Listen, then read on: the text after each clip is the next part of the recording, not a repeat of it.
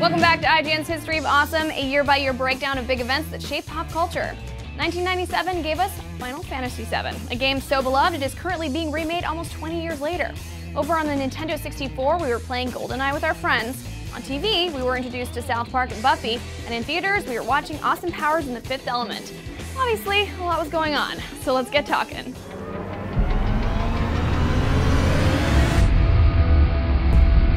Hey everyone, welcome to IGN's History of Awesome 1997. I'm your host, Vincent Janito, and I am joined by my three panelists, Jared Petty. Yo. Kelly. Hi. And Justin. Hello. So we have a lot to cover in this year. This is a very transformative year, both for video games and other forms of media. We're gonna kick it off with a big one, Final Fantasy VII, which categorically just completely changed the face of JRPGs really forever. So who's got the real itch for Final Fantasy VII? Final Fantasy VII is an important video game because it created a cinematic experience. It showed us what the CD medium was capable of doing when paired with really capable hardware. You had the PlayStation, which was the first really just totally competently done CD system. And when you added that to the art direction that Square Enix put on it, a lot of it comes across as dated looking now. You had the weird like puppet people models and all that. Yeah, triangle elbows. But at the time, you'd never seen anything like it, and it was positively overwhelming. We're just like, wow, this is gorgeous. And I've never seen a game where I feel like I'm walking around a real 3D world on a console until now, not at that scale. I mean, those polygonal characters, sure, you can take them or leave them by today's standards, but those pre-rendered backgrounds, that was such a smart idea. And I didn't really understand, I was too young at the time to really get, you know, sort of the differences between things being modeled in 3D. What the wizardry was there, Yeah, I just remember that game looking gorgeous and looking really different than anything I'd ever played before. Yeah, it was the first one that really did that, where it melded the real time and the pre-rendered in a very like at least in an way. RPG. You know, some stuff like Resident Evil was coming out around that time. Right. But. And this wasn't really marketed as an RPG. That's one of the interesting things about it. I mean, yes, we knew what it was, but they're just like, Final Fantasy VII, it's big and awesome and on television, go buy it at the store. And then you get it. That might be the first example of a game being advertised on television that I can recall. I'm sure there's earlier examples, but that was just everywhere. Yeah, all of it. It was a media frenzy there for a while. It was the biggest thing in the world, or the biggest thing in my world. And I mean, I'm on record as not being the world's biggest Final Fantasy VII lover. I love 9 much more, so I won't pretend like I absolutely love that RPG. But one thing that I unequivocally love about it is the materia system. So smart, so clever. You know, it was nice to just sort of slot abilities in willy-nilly if you wanted to play casual, but if you were really hardcore, there was a lot of min-maxing options there. A very, very flexible system. I thought a much stronger system than, like, I don't know, the draw system from 8 or some of the other ones. Or the Esper system that came before. The Esper system in 6 is pretty good. It's great. Yeah, I mean, it's great, but in 7, I feel like with the materia system, they established, for the first time, I think, in a very like powerful way, at least for the North American audience, anyway, the idea that you can really make each character what you want them to be. I think materia was largely a decision that was welcome for new players. I mean, it was easy to understand. These people were blank templates. You can make them what you wanted them to be. Yeah. It was a break from what you'd seen previously in the series, and I think it was an allowance for new players to come in, and one of the reasons the game was so popular outside of the traditional established RPG base. Absolutely. I think it's probably also worth mentioning just the drama that there was, within the video game industry. Final Fantasy and Square and Nintendo had been synonymous for well over a decade, or maybe not well over, but at least a decade, and to see that switch, that sort of, I don't know, betrayal might be too strong of a word, but that was really dramatic. It was a big deal because what it came from is that, of course, Sony and Nintendo had a little bit of a falling out because they were working on a console together, and then that kind of fell apart because Sony really wanted to do a disc-based system, and Sony said, we're going to make our own console. So we're going to go make our own, and then for Square, it was like, hey, the game we want to make just doesn't work for cartridges, and the N64 was cartridge based, so they sailed ship and said, sorry, Nintendo, like we've had a great partnership, right? We're gonna go with Sony. They'd already had to butcher Secret of Mana for that same reason. Exactly. They're taking it off the CD, and they're like, no, we're just not going to compromise this again. And we then don't that have to. happened. That decision of Final Fantasy, for Square to take their ball and go somewhere else and start playing with Sony instead happened at the exact same time that Final Fantasy became the biggest thing on Earth. Like, the franchise had always been big, and 6 was a success, but it was not. I mean, it was different on the PlayStation, where it was just an event every single time one of those games would come out. So that meteoric rise of that franchise happened just at the moment like Nintendo really needed it the most. Yeah, and that's what you're saying is totally true. Finally, it made both JRPGs Final Fantasy, and I would even argue video games as a whole, a way more mainstream, widely seen thing. Right, like people my age and slightly older, like Final Fantasy VII was the entry point for a lot of them, Right. and it's still a huge game to those people. It was a really great memory, and like I know my cousins were really into it, and they're the ones who kind of influenced my gaming life. So it was it resonated with a lot of people. There were a lot of ripples. You know what I mean? Yeah, absolutely. And before we move on from it, the really important thing that we have to do, since we have 4 of us here, we have to take a poll. Who cried at that moment, which we won't spoil for people if they're 20 plus years late? I think we can probably spoil it. I had actually already had it spoiled for me by, I think, GamePro magazine. So I knew, unfortunately, I was a casualty of spoilers. So on 3, 1, 2, I'm gonna go 1, 2, 3. You're gonna raise your hand if you cried. 1, 2, 3. Oh my goodness. Wow. You cold-hearted bastard, Justin Davis.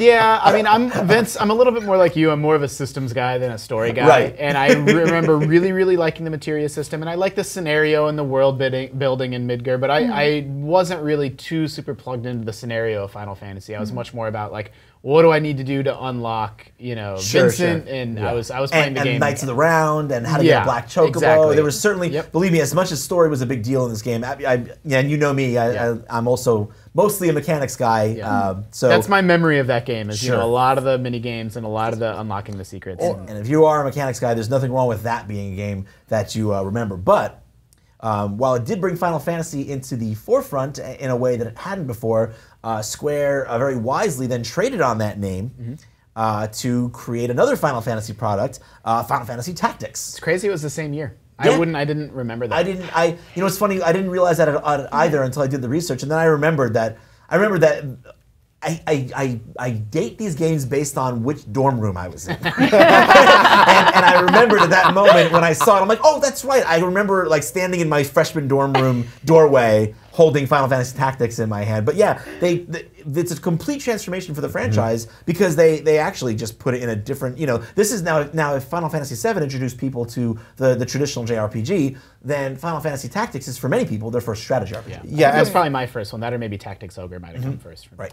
Final Fantasy Tactics, 7 is an important game, but Tactics you can go back to, and it's still just riveting. I mean, Tactics is an amazing story, and even with that awful translation, where it was often difficult to tell what was going on. The story is just this marvelous backstabbing, constant betrayal after betrayal after betrayal, and wonderful. And then the mechanics are simply rock solid. There are very likable characters, an incredible system that lets you do just about anything you wanted with your party once you learned to game it. It was just the all-around package. This really wonderful sprite art, which is still fun to look at today. I feel like while 7 was maybe the more important game for its period, Tactics is the one that I have the fondest memories of, and I still go back and play Tactics every couple of years. I'm a gigantic fan of the job system in Tactics. Maybe the best implementation of that system outside of 5, potentially. Yeah, and the only implementation of it really in North America at that time. Like people hadn't really played 5. Yep. I guess that's true. I mean, we'd seen some of those jobs crop up, but not in a way that it was you were flexible and able to switch around. Yeah, and I agree. I really like it's a little detail, but the portraits in that game. That sort of cohesive style that it had, really beautiful. Felt a little bit more adult and grown up. Gigantic fan of Final Fantasy Tactics. There are some quirks in the game. It's interesting. The whacking your own characters and stuff like that to level up your some of your skills. A lot of fond memories of hours of just kind of grinding. It's one of the only games that I had the patience to really grind out levels and skills and jobs. Oh yeah, because the rewards are so there. Like you can get so intelligent with and creative with the job system that you just wanted to grind to get to level up your jobs, to unlock new skills. It definitely captured that. But at the same time, as mechanically excellent as it was probably, like we were saying, thematically the most grounded and maybe like relevant to real world politics and ideas. And sociology of any of the Final Fantasies, certainly to that point. But, it's almost a trope to say it at this point, but it is almost Game of Thrones-ish. Yeah, it actually really was way before Game of Thrones, at least in TV form, was a thing. But this is like moving on. This is a huge. We're 2 for 2 now on PlayStation 1 games, and we're not done yet. So we've got Final Fantasy VII, Final Fantasy Tactics, and next we've got Castlevania Symphony of the Night, which is again a complete reinvention of that franchise. Yeah, famously, Sony, wasn't really keen on having it on the PlayStation. They didn't want 2D games on the platform because the system wasn't strong at that. Well, and they were just trying to move, it's a differentiator from the last generation and, make your game in 3D. Symphony of the Night is my second favorite game of all time after Super Metroid. So, sort of two sides of the same coin there. Wow. So I don't have enough good things to say about it. I mean, I can let somebody else sort of... No, but what I think is amazing is that, you bring up in the same breath Castlevania and Super Metroid. Yeah. There's the term, Metroidvania, and what's so funny about that term to me is that I'm old enough that I grew up with Castlevania when it had nothing to do with any of those mechanics. Yeah. So now, I would say, more to your generation, Kelly, right? Probably thinks of Castlevania almost solely as that. Oh, yeah, exactly. That's the first thing that comes to my mind when I think of Castlevania, and it's weird to think about how Symphony of the Night is a complete shift. It wasn't like that before, and now you think of Metroidvania and it's almost synonymous. Right, and we never got Rondo of Blood here in the States, which was another linear Castlevania, but we had several beforehand, and we get the switch. But there's so many. This game, it's so many innovative things it does beyond the wonderful exploration and opening up new areas of the castle thing. It starts at the end of the last game. We hadn't played that game, but the final boss fight of Rondo of Blood is the beginning of Symphony of the Night, and then it burns out to that photograph, and then you go and you're just like, I can go anywhere, I can do anything, I'm Alucard, I'm destroying giant werewolves, oh crap, it took all my weapons. And then you go and start exploring, you're like, this is amazing, this place is huge, so much is happening.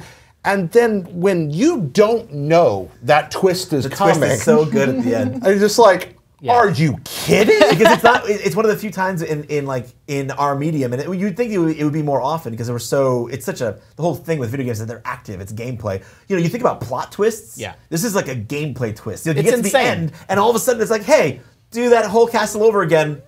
Upside down. Yeah, exactly. What completely think about for a second the amount of if you want to think about level design as engineering. They had to engineer the entire space to work both ways. Yeah, which is it was brilliant. so fantastic. I don't have enough good things to say about that game. There's a lot of little details that I think some people don't. When people are remembering that game, they always talk about some of the same beats, and what they miss is that the different weapons felt really different. The build that I preferred was, the shield that would just ram into things and just destroy them, and that's how I went through the whole inverted castle, was just with this shield out. I didn't even really use weapons, the different magic spells that you had, which were all the fighting Street Fighter, fighting game inputs, combos. So there's a little bit of a Twitch skill involved there, more so than just sort of leveling up your character.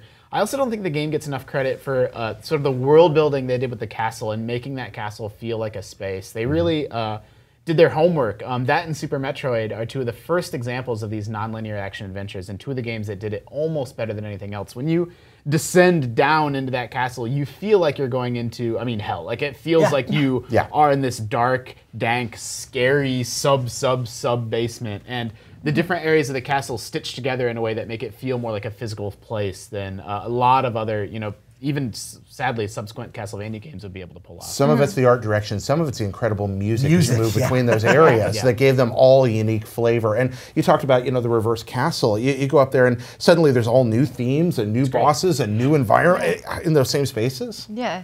It's and the soundtrack, you touched on it, one of the most well-loved and well-known soundtracks in video game history. We could certainly continue on almost forever, at least I know I can, on Castlevania Symphony of the Night, but there were things happening outside of the console space. What? Also Sony related. This is a big year for Sony. Sony Online Entertainment launches Everquest. This is the beginning of the MMO era, along with Ultima Online. Yeah, and we're going to cheat, and we're going to talk about Ultima Online a little bit right now in Everquest, but that game came previously, and this is the year that Everquest made its debut. Yeah, and Ultima Online, and you can speak to this, Jared, is kind of like the beginning of I don't know if it's the total beginning, but it's where online griefer culture. Online griefing certainly took place. So they didn't know what they were doing with UO, so they just took all the stuff from single player. MMOs were a different beast. And you could do anything, and so that the space was emergent. They counted on the community to create a lot of the conflict. So you had these guilds that would just create ridiculous rules. I remember there was an island early on where you landed on the shore and a guy runs up to you and throws a red cloak on the ground. It's like, wear red. You're like, why? And he said, because this is the island where people wear red. And you're like, I don't want to wear red. And 50 red guys run out of the woods and kill you. And stuff like that would happen. Or you could, these crazy, amazing things. People organized protests when they were frustrated with things that were going on in the game. And, groups of people went into the throne room and got drunk. And you could get drunk and you'd start puking when you're drunk. So they stripped down to their underwear and puked all over Lord British's carpet. And you have to understand that this is a time when death, Jared's talking about getting killed. This is a time when death in an loot your MMO corpse. is literally just it just destroys you. Like you can in UO you can have your corpse looted. So like if you die, that's it. All the stuff you've worked so hard for is just gone. Like this is not World of Warcraft. Like if you die, you lose things. EverQuest gained a reputation. It's still getting expansions to this day, nearly 20 years later, and it invented what we think of as modern raiding in an MMO with 40 or even more, bigger raids than that, taking down bosses that were supposedly impossible to kill, and the amount of things that game hadn't figured out yet when it launched. Like none of those raids were instanced; they were all just in the game world, so anyone could come up and grief the people trying to kill the raid boss. I mean, it was the Wild West and felt like this crazy, weird, cutting-edge place, and just it's almost endearing in the amount of things that they didn't know yet about game design. Like your mana recharged incredibly slowly, so you just have to sit and meditate and wait. And the other thing you can do, and I agree with you totally, like it was ridiculous. As a wizard, I was a wizard main in EverQuest, and it was just soloing as a wizard was so painful. You had to have your spacing perfectly and your spell casting timed immaculately, and if a mob like resisted your root spell, that was you're it. In trouble. You're host. You're pretty much just gonna die. You kill like 2 things and you sit for like 10 minutes to heal, but to get your mana back. But then there was like enchanters had a spell called Clarity. And Clarity would increase the speed at which you regenerated mana. And in this way, what was amazing about MMOs back then, and EverQuest really is the one I think of when I think of this, there was this interdependency. There was a player economy, and there was an interdependency of our skills. Like people, like wizards, were masters of transportation. Yeah. I remember I was exploring a desert area, and I just saw out of nowhere some high level, like level 45 wizard appear just in the desert. And I was surrounded by stuff that I just was terrified by. You're like, sup, bro? And I'm like, hey, what's up? And he's like, hey, have fun, good luck. It's really tough up ahead. And he just teleported out. And I was like, I want to be you one day. And modern MMOs don't really have that. Well, people rush to level cap now, but when you would see someone with like a big level next to their name, like the gameplay was paced so slowly and deliberately, like that was a big deal. Yeah, it was not about like, hey, you get to 60 or the level cap fast, and then it's all about end game content. It was actually really the other way around. There were some things to do once you got to the max, but the real thing was like what your level was 100% a status symbol, because every time you died, you lost XP. You could even level down. You could even lose all your gear. That ecology of risk and also of player-generated rivalries, that continues in EVE Online today. There are places where you can still find games like this, but for the most part, in most MMOs, it's moved on. And honestly, while this isn't the history of nostalgia, I miss that kind of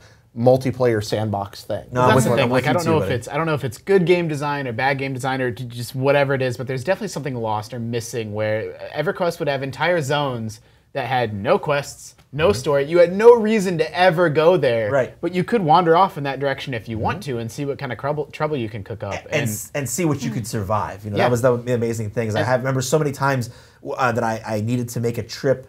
It was like a rite of passage for someone to make a trip from their starting zone to the kind of like safe area in the next big area they should be in. Yeah. And that was like, groups of people would band together and like rely on a leader who'd been there before to actually guide them there and protect them while they went there. It was literally like a Fellowship of the Ring situation. And when you got to your new location, you felt like you'd really achieved something. Again, this is another game where I have so many personal stories of adventure that we could stay on forever. But to shift back to consoles, finally away from something Sony related. This is the year that GoldenEye makes FPSs on the console a thing. Yes. Yep. And sometime after the movie, by the way, kind of weird that this game just sort of pops up way after Sean Bean gets dropped in that giant satellite dish. And spoilers. Not ruined it there. Spoilers: Sean Bean dies. Whoa! So, yeah. Also, what a revelation! He's a good guy, but then secretly turns out to be a bad guy. Wow. No. Callie, you played a lot of GoldenEye. I played a lot of GoldenEye. So, like, what's your like #1 GoldenEye memory? God, I played a lot with my dad actually. So rather than an individual like mission or anything like that, my dad was the one who introduced me to like shooters and stuff, and that was our first like console shooter. And he was really excited because he had been a long time shooter fan, and like he played Quake and stuff like that.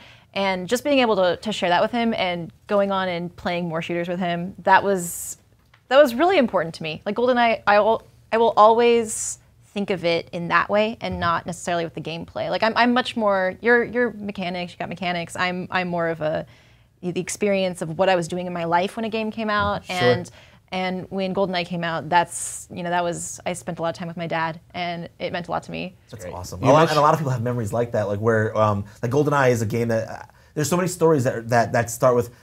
I remember playing GoldenEye with my buddies in my dorm room. Yeah. Well, you mentioned the dorm. I mean, this was a great year to be in college. You stayed up all day in the computer lab playing Quake, and then when they shut the lab down, you went back to the dorm and you played GoldenEye all night, and that's what you did. It was the best thing, and it was wonderful because multiplayer games were not particularly accessible, multiplayer shooters anyway, at this time. Certainly not, no. Yeah, so now the N64 had those 4 controller ports in the front, and when they made that beautiful marriage of that controller and that console and those wonderfully simplified mechanics, they didn't try to overdo it. They were like, what will work with this hardware? It's unbelievable that we plugged in, last year we did a big project, the top 125 Nintendo games, and we did a GoldenEye Let's Play, and goodness gracious, that game is hard to play. Yes. You have this tiny, tiny little screen you're looking at. It's so hard. And it runs at like, this is not an exaggeration, like literally 10 to 15 frames per second. Yeah. And I'm like,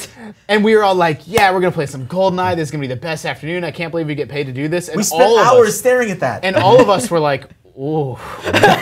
I remember we had the old glass screened like CRT TVs, and we didn't know how to turn the radars off, so we just stick Post-it notes over them when we were playing pro style. But yeah, it's not good anymore. I think that's fair. But at the that's time, fair. I mean, I spent, just like everybody, I'm a little bit younger than you guys, so I was in middle school, high school, and we did a lot of GoldenEye, and I just hundreds of hours. I remember just playing in my basement. That's all we would do. GoldenEye, battle mode in Mario Kart 64. It became the couch co-op machine, but we shouldn't overlook the campaign either. I was going to say, it did some very important things, and this is not just, I think, a big deal for console games. This was actually kind of a relatively new thing, even for PC shooters, where it was an FPS where it was really objective based. Like you had other shooters at this point that gave you a little bit of freedom of movement, but these felt like sandboxes where you had to actually go around to different points in different orders and do different things. Right. It's not a corridor shooter. It's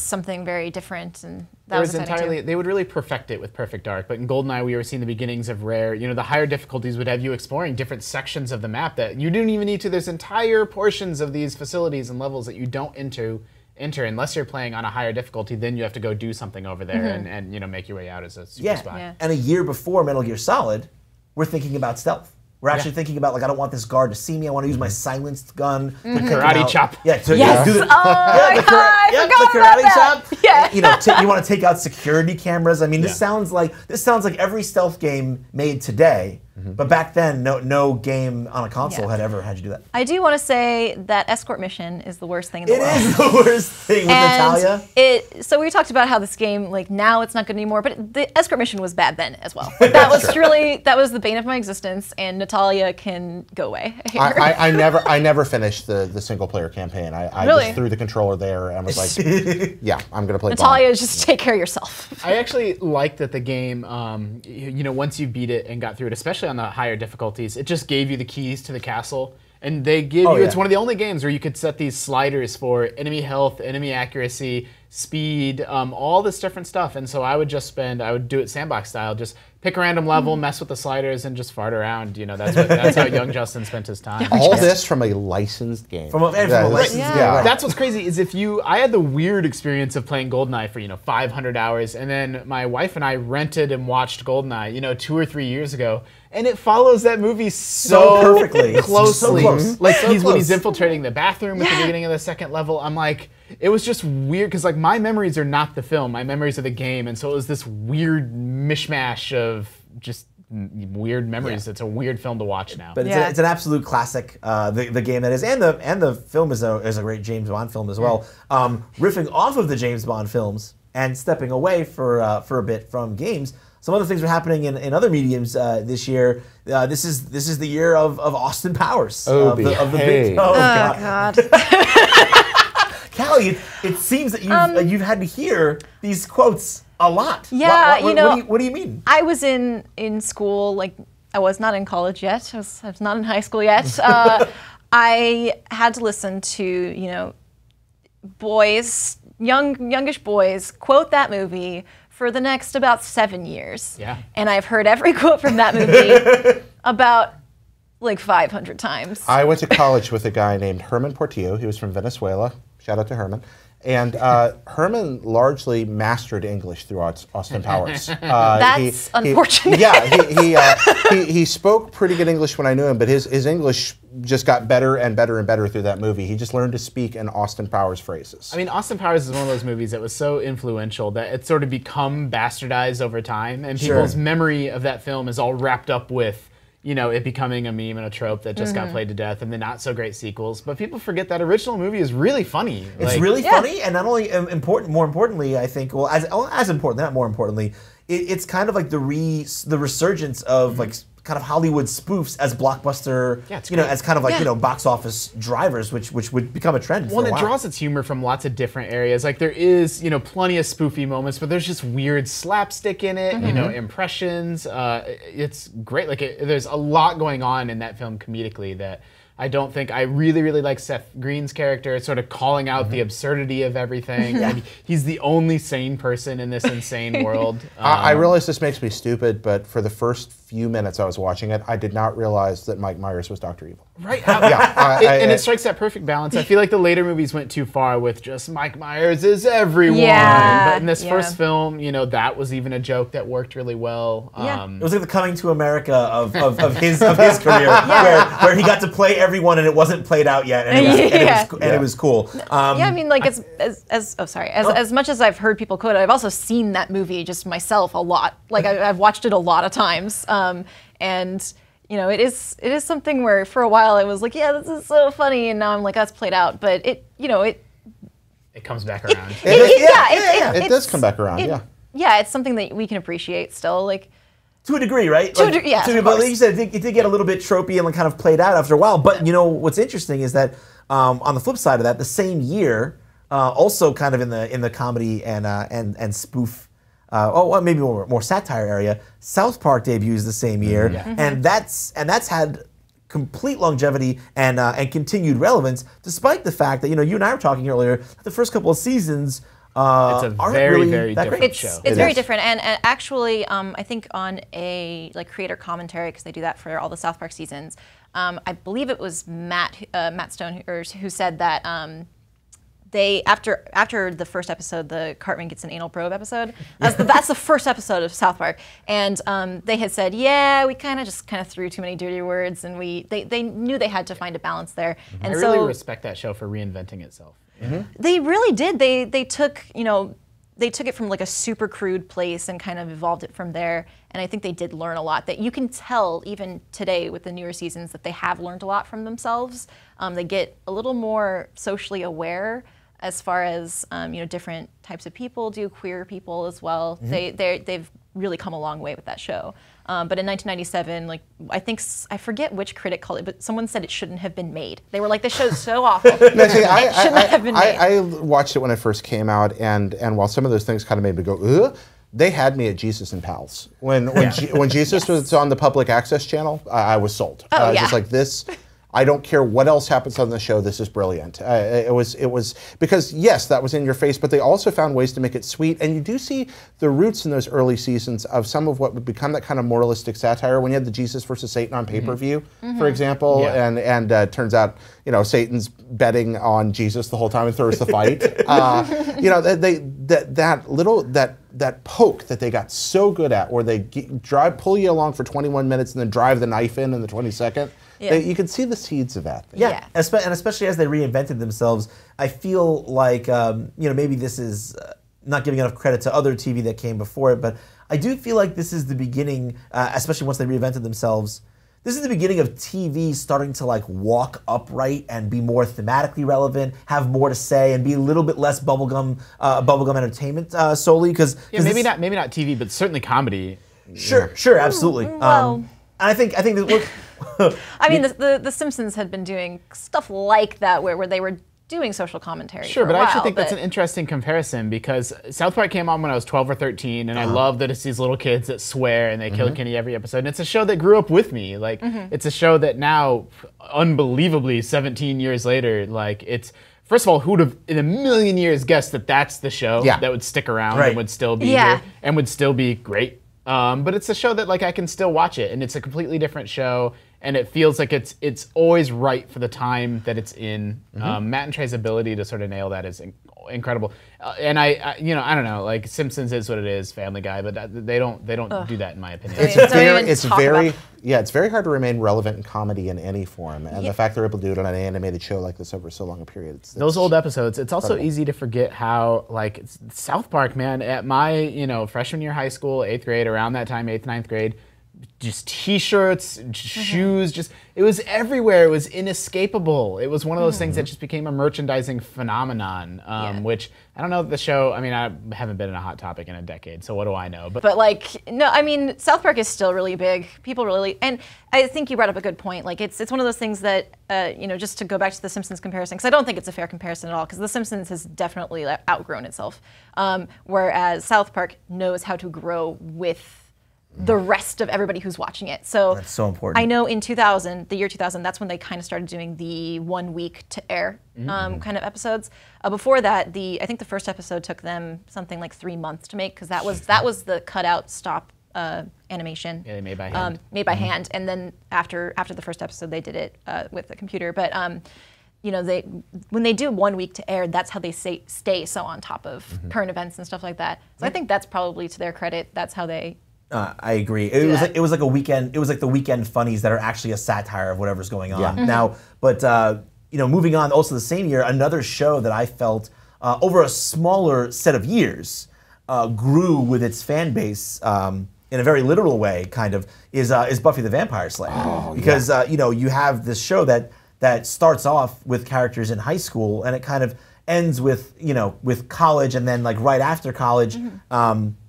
That's exactly like literally the people who that was aimed at, like people like my age. Like I was watching that in high school, and then I went to college, and it was still going. It was perfect. It literally grew up with me, and it did so many things for television, and it was the beginning of Whedon Mania. Yeah. Well, it's a show about subverting expectations. I mean, you just did not ever know what to expect, especially after the first season of Buffy, where, heroes become villains and murderers become heroes. And that line is constantly crossing over, and, people just have brain aneurysms and die. And and the incredible use of metaphor the show used from what went on between her and Angel on through the seasons. And the evolution of the characters. You look at Wesley Wyndham-Pryce in his first appearance on Buffy, and then go to the last episode of Angel, and see that arc of that character. He's one of the most compelling TV characters in terms of change and growth and story that I've ever seen. It was just remarkably mature for a show that's fundamentally about a bunch of nerds fighting monsters.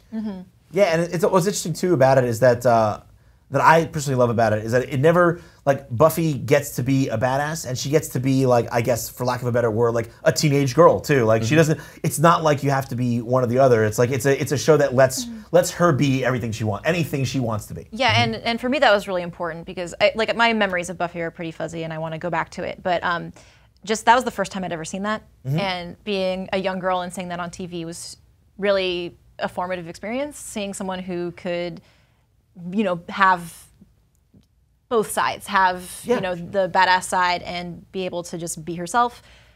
You don't see that. Still, you don't see that as often as I would like to see that. That was really important to me. Like, that's why Buffy is so notable. And the rest of the cast, these are characters that should have been sidekicks, and in most other media would have been. But Buffy changed that.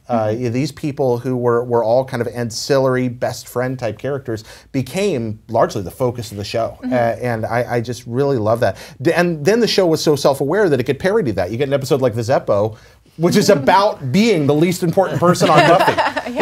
It was just amazing television. The first 6 seasons of Buffy are bona fide, just about perfect. And my thing that I think I love about it the most, having done a little bit of acting, like on the stage and whatnot, I love that Whedon and the writers, they create these opportunities for the actors to experiment. Like I can only imagine that if you're on a major successful television show that you just get kind of burnt out after a while, because you're playing the same character, saying mostly kind of the same things, the same tones. But in Buffy, they'll have an episode where, like, you're trapped in your body. You're now a puppet. This is a musical, and they give they give actors a completely different set of challenges, or a way for at least an episode or two to kind of reinvent themselves and play and experiment. And that's so that not only that is that great for the mental like health and like not getting burnt out of the actors, but it also gives them a chance to show their talent and keeps the audience from burning out too. So. That's so good, Vince. Now for you, I'm curious, Angel or Spike? Spike. Angel or Spike? It's about Spike. Oh, that don't make me. No, Don't make you choose? No, it's about Spike. No, it's about Spike. She just opts out. I'm Team Spike. Tapping out on Get that right one. out of here. It's Team Spike. Spike. It's not even like it's Billy Idol. Billy Idol the vampire. Right. Is, it's not even discussable. That's like Luke Skywalker or Han Solo. A Han freaking Solo. You are about to get so much hate mail. Okay. No, I am not going to get hate mail for Actually- choosing Han Solo over Luke Skywalker. Yeah, No, no, which is- actually, when you bring up that comparison, it's Spike, That is obviously. it's literally what it is. But anyway, moving on. I don't want to get killed. I don't want to get killed. Slave. Talking about Star Wars. Slain. Let's talk about the movie that the TV spots for it at the time were heralding it. The big quote was "Star Wars for a new generation."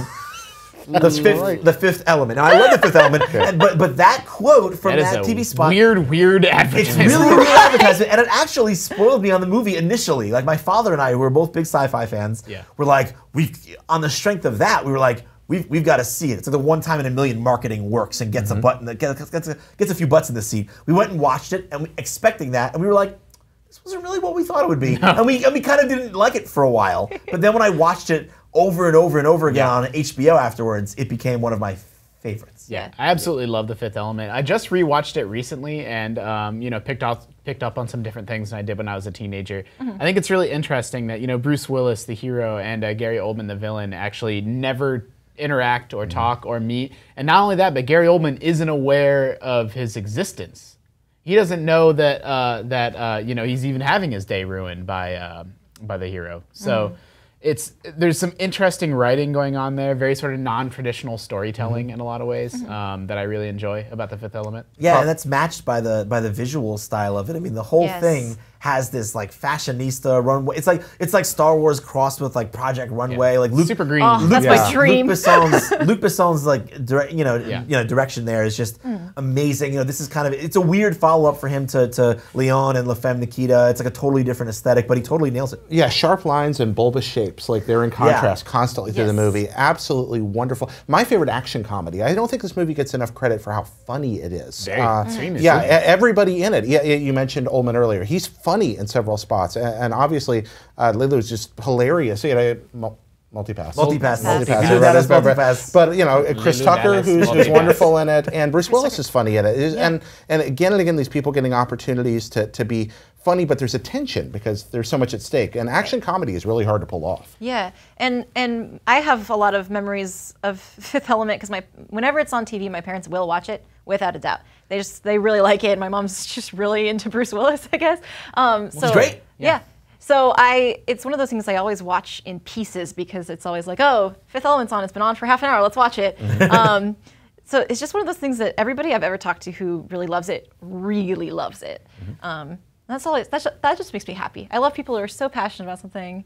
Yeah, and Fifth Element definitely inspires it. And one of my favorite things about it, I think, is that Bruce Willis brings to it. Not only does he bring a wit, but it's a biting, acidic. He's very exasperated all the time, so very put upon. Tired. He's like that a lot. And that's what he brings. He's got that everyman like weariness. Like I have worked too hard and screwed up too much. I just want to sit in the corner and sulk. And the world just keeps needing me to save it. There's a lot of smart, stupid, and I mean that in the nicest way possible with kindness, but stupid gags in it, but that are funny. Like when when there's a guy trying to break into his apartment and rob him, and he tapes the thing over the door so it shows an empty hallway. It's just dumb, but it's so funny. I am a meat popsicle.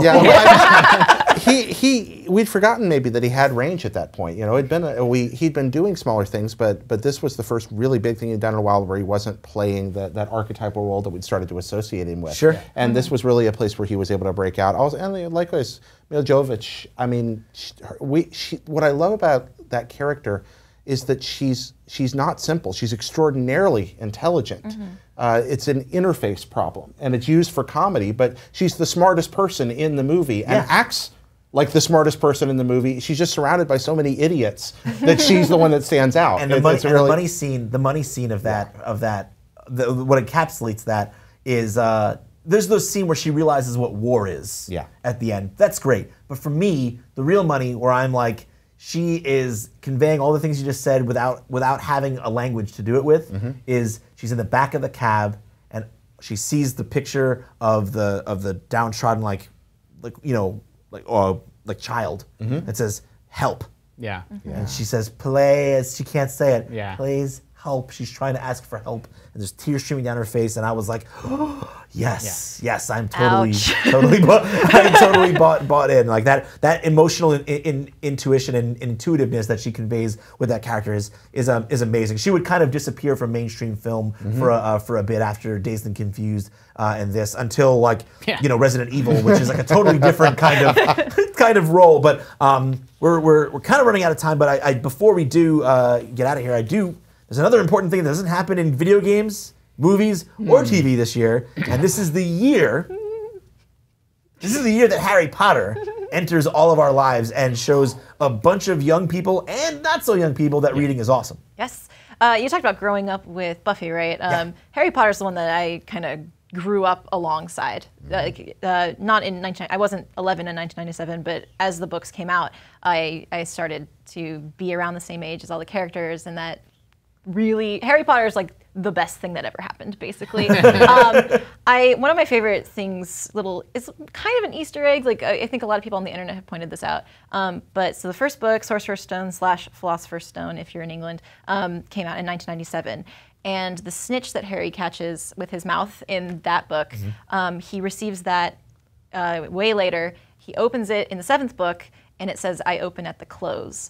The last book, the 7th book in the Harry Potter series, takes place in 1997 to 1998.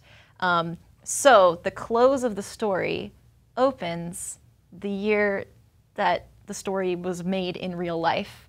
It's beautiful. just so, I could not give her enough praise because she just so brilliantly weaves that story. There's foreshadowing in Sorcerer's Stone that comes up so much later. I mean, even the snitch, like Harry has to remember that he caught that with his mouth and not his hand, because he accidentally swallows the snitch, and snitches have like touch memory, so it'll open for you if you hold it the same way you did when you first caught it. So he has to remember that, and that was so, like, she had the foresight to bring that up in the very, very beginning. She had that whole story planned out, and it means so much to so many people. It's beautiful, and to so many people.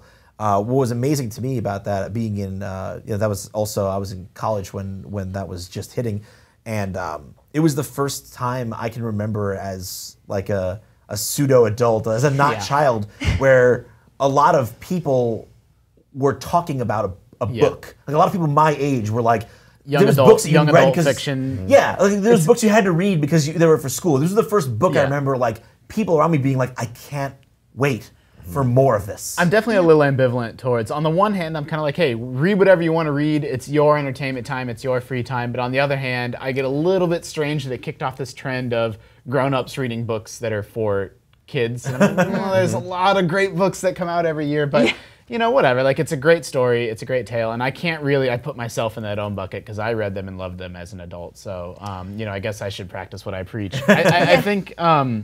I'm not going to be that person that's, books are so much better than the movies. The movies are great. But I do think there's a lot of detail in the books that's really interesting, and I understand and appreciate why it didn't make it into the movies, but I love all the subplots about Hermione, sort of the liberation of the house elves and all this stuff that never made it into the films. And I hope people that watch and like those movies do eventually someday go back and read the books and pick up on just all these little details. And it's always the stuff that's always lost in any movie. Anything that's not about your hero kind of tends to sort of fall to the wayside. But there's a lot of great world building there that's just fantastic. Yeah. Yeah, and I think for me, what was amazing, because I saw so many people enthusiastic about it, and it was something that they were enthusiastic about, and it wasn't the things that I normally associated with being popular. At that point in my life, I associate popularity with like certain cool rock bands or like a sporting event. Like this is, in 1997, I don't have an idea that there's actually a large movement of people who care about anything, even remotely,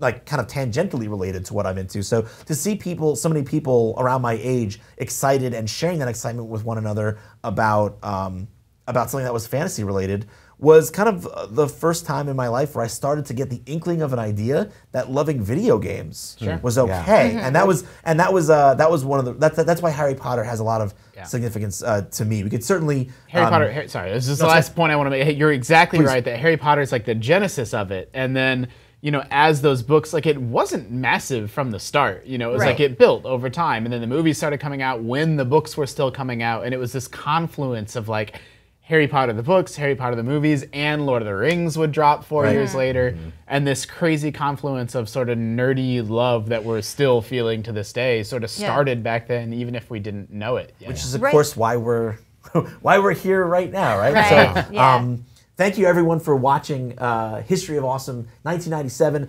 It's an incredible year. 97 is one of my favorite years in the annals of video game history. The next year following this, though, 1998, also a massive one. Some of the highlights there: a little game called Ocarina of Time that you might have heard of.